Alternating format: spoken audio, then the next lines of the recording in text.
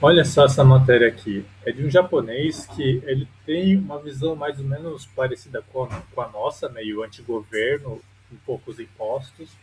Só que mesmo uma pessoa com esse tipo de visão de mundo, ela ainda é uma pessoa que curte pagar imposto. Para você ter uma ideia do quanto que as pessoas de primeiro mundo, elas gostam de pagar imposto, porque é inacreditável o que eu acabo lendo aqui de vez em quando. E eu vou compartilhar com vocês o porquê existe essa diferença. Não diferença, mas essa oposição, né, de duas ideias contraditórias. Uma de você querer é, reduzir o tamanho do Estado e criticar a questão dos gastos públicos, é a questão de você querer aumentar o número de imposto que você quer pagar. Bom, vamos lá falar, ver a matéria para vocês terem um pouco mais de contexto do que eu estou pensando aqui. Não desperdicem o dinheiro dos contribuintes com coisas inúteis. O Atami inaugura sua primeira loja nos Estados Unidos, em Los Angeles. Então, isso aqui saiu no jornal Sankei, ele é um jornal aí alinhado com o governo, e assim, é engraçado porque é uma matéria que faz uma crítica bem dura para a economia do Japão, porque a economia do Japão é uma economia artificial comparada com os Estados Unidos, que você tem um pouco mais de liberdade, então se uma empresa ela vai se quebrar por ela ser ruim, ela vai se quebrar mesmo.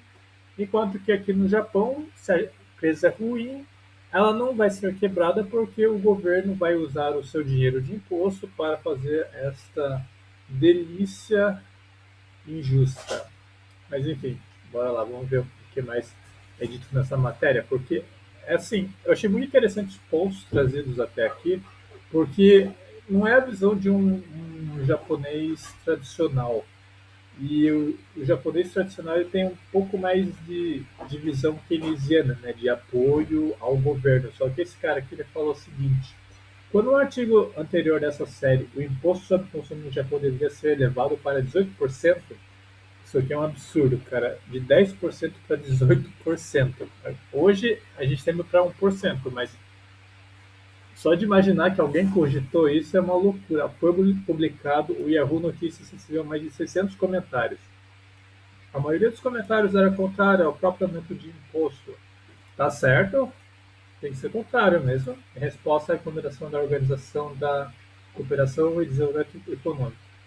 Essa organização aqui, eu acho que por ela ser uma organização que você só tem parasita ali, chupador de dinheiro de contribuinte, elas querem o quê? Mais dinheiro de contribuinte. Então elas falam, tem que cobrar imposto, meus amigos do Estado. Vocês têm que falar para os seus contribuintes, entre aspas, para pagar mais imposto. Ou seja, vocês precisam dar o nosso salário, dar mais dinheiro para a gente, para que a gente consiga falar para vocês cobrarem mais impostos e ficar nesse ciclo de merda. Contudo, surpreendentemente, muitas pessoas se manifestaram dizendo algo como: aumentar impostos para a reestruturação fiscal é aceitável. Reestruturação fiscal. Quando eu li isso aqui, eu quis só levantar os braços e ser levado, cara, porque não é possível como as pessoas depositam fé no governo. É que o país do primeiro mundo, principalmente o Japão, o Estado ele tomou uma figura muito paternal, né, do cara que ele chega ali e dá tudo de mão beijada, como é o welfare state, e aí o cidadão ele gosta, né? Ele gosta de viver gostoso através do Estado. E aí quando eles percebem que o Estado está começando a trazer problemas e não se sustenta com esse tipo de abordagem de welfare, eles querem reduzir o imposto. Só que como não tem como reduzir imposto sem você perder algumas regalias, e quando você perde essas regalias, você automaticamente tem o mercado para ele criar suas próprias soluções, o lado privado, e às vezes você pode até encontrar opções mais baratas por questão de organização e concorrência, você acaba tendo mais vantagem. E as pessoas não têm essa visão de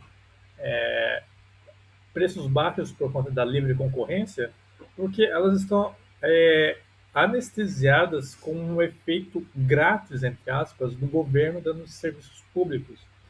E aí, quando o imposto passa a ser muito caro a ponto de impactar o poder de compra do japonês, é isso, meu amigo.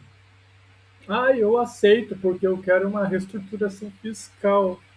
Mentalidade bosta, cara. Mesmo com um orçamento de 7 trilhões de ienes destinados para crianças e famílias, a taxa de natalidade atingiu um novo recorde de baixa, portanto, o retorno do investimento do dinheiro dos impostos deve ser analisado com mais rigor. Então, aqui, ó, essa foi uma crítica linda. Eles gastaram 7 trilhões de ienes. Isso aqui é assim, bilhões de reais ou trilhões nessa faixa. Então já é uma quantia muito grande de grana do contribuinte para não ter retorno algum, cara. Então você tá assim, imagina que você está investindo em uma empresa e a empresa só está dando prejuízo, ela só está reduzindo o seu tamanho. É basicamente isso que o governo japonês está fazendo quando ele não ataca as causas principais, que é o que? Justamente sua política econômica, e ele quer dar esmolinhas, cria sisteminha de esmolinha para tentar fazer as pessoas terem filhos. As pessoas não querem ter filhos porque o poder, a confiança que há no Estado, no sistema estatal e na forma como a cultura japonesa ela está criada, ela não dá mais segurança a longo prazo e também não dá mais assim, espaço e tempo para isso. Então, dá nisso, meu amigo. Dá nisso. Falhas e falhas consecutivas. E dar esmolinha assim, não vai rolar, cara. É multifatores que você precisa ajustar na sua cultura, país, para você voltar a ter filho de novo. E assim, como já vimos, não é algo que vai funcionar. Por mais que o governo deposite trilhões e trilhões, é inevitável a queda. Mas vamos seguir com a matéria. Aí ele falou que teve muitas pessoas que usaram o auxílio lá do Covid para abrir simulador de golfe, para abrir pequenos negócios assim que falharam. Então, o governo, quando ele dá esses subsídios, né, ele extrai o dinheiro das pessoas que contribuem pelos impostos, ele acaba fazendo pessoas tentarem criar pequenos negócios, usar o dinheiro do contribuinte de uma forma fora do propósito que deveria ser utilizado. Então aqui faz um corte para o Brasil com a galera usando para o Tigrinho. E você vê que o cara ele chegou à seguinte conclusão, né? Que os subsídios, quando eles são distribuídos dessa forma, e o governo ele pede cada vez mais títulos para poder bancar esses subsídios, como assim? Ele dá esses títulos para poder imprimir mais dinheiro à vontade, ele acaba aumentando a hiperinflação e chega mais próximo do colapso fiscal, que é justamente a perca total do poder de compra do povo japonês. Então, é um cara que ele tem um bom conhecimento de economia dentro do contexto libertário. Ele sabe que o, você tem que manter a economia dentro de um contexto livre. E aí ele começa a falar dos Estados Unidos, que ele criou o restaurante dele, e ele ficou muito feliz por ter conseguido ter feito esse sonho nesse lugar, né? Um japonês sair daqui para lá e conseguir abrir um restaurante, não é qualquer um que faz, e parece que é um local de sushi de alta qualidade, yakitori. E aí ele está trazendo esse ponto justamente porque ele viu como as coisas são feitas por lá. Lá você não tem tanto controle, né? Para você querer fazer alguma coisa, querer criar um negócio. Aqui, meu amigo, eu vi uma notícia em paralela que era do governo querendo controlar a produção de arroz dos agricultores. Então ele dá dinheiro para os agricultores de arroz para eles não plantarem, porque eles querem, eles têm uma meta ali de quanto de arroz que tem que ter produzido, e eles não querem além disso para manter os preços ali dentro não muito baixo. Por que eles não querem muito baixo? Sei lá, talvez é mais um. Vai, Takaichi, bate nos estrangeiros, Takaichi. Esses estrangeiros estão comendo muito arroz, os preços vão subir. A gente tem que se manter popular e manter a narrativa.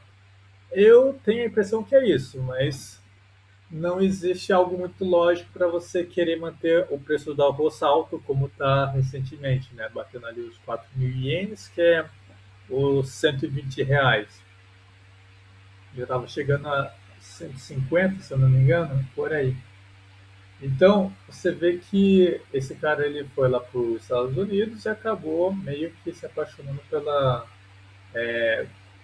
forma livre que os Estados Unidos faz os negócios por lá, né? Ele falou que a alta responsabilidade básica e o consequente senso de valor e preço moldam o mercado. Ou seja, por mais que você tenha algum problema que aconteça, seja com gasolina, com essa crise do petróleo, ou o negócio caia, o mercado em si, ele se autoajusta, ele tem essas variações no preço, mas em algum momento, alguma coisa, algum processo, alguém cria, alguma empresa, alguém faz alguma coisa ali que há uma correção nesse valor.